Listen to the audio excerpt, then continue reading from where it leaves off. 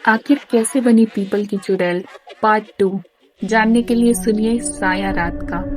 तो दोस्तों, पहले पार्ट में अमरावती की आत्मा तालाब के किनारे पीपल के पेड़ पे आ जाती है।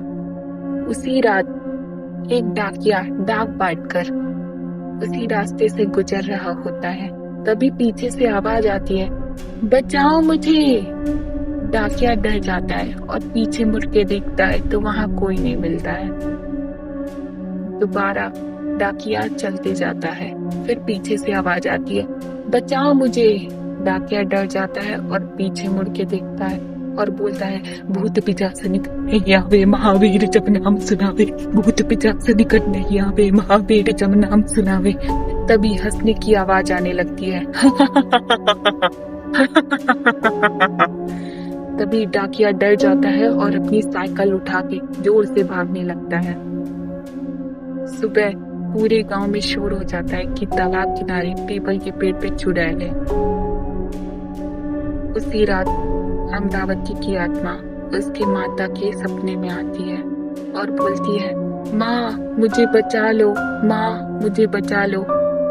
उसकी माँ उठ के बैठ जाती है और उसके पिता से कहती है, अमरावती मुझे बचाने के लिए बोल रही है, मेरी बेटी कहाँ है, मेरी बेटी के पास मुझे ले चलिए। उनके पिता समझाते हैं कि अमरावती तालाब में डूब चुकी है, अब वो दोबारा नहीं आएगी। उसी रात गोलू के सपने में अमरावती आती है और बोलती है, तुम लोगों ने मुझे मार डाला, इसका बदला मैं तुम लोग से जरूर लूंगी। दूसरी सुबह गोलू अपने दोस्तों के पास जाकर बताता है कि अमरावती उसके सपने में आई थी और उससे कही कि वो सबको मार डालेगी। सारे दोस्त गोलू की बातों को मजाक में लेते हैं, कहते हैं, मरा हुआ कोई आता है वापस।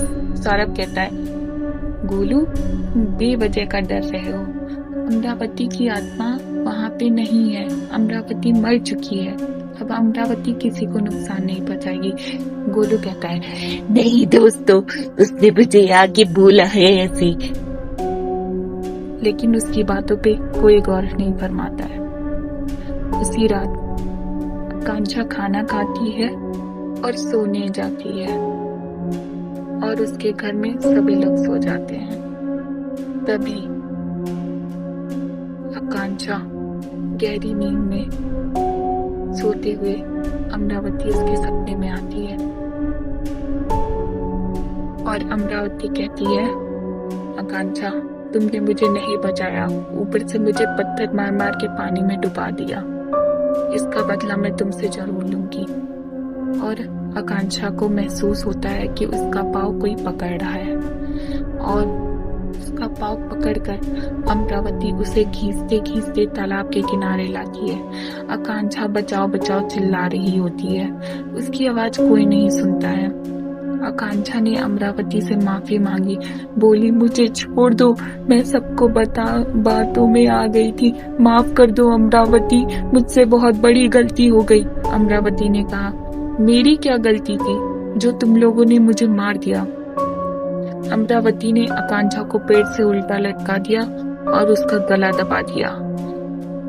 अगली सुबह सब लोग पीपल के पेड़ के पास आकांक्षा को लटका हुआ पाया और गोलू, प्रिया, सौरभ डर गए। यहाँ से अमरावती का बदला शुरू होता है, यहाँ से मौत का तांडव शुरू होता है। आगे की स्टोरी सुनने के लिए साया रात का को सब्सक्राइब करिए और लाइक करिए।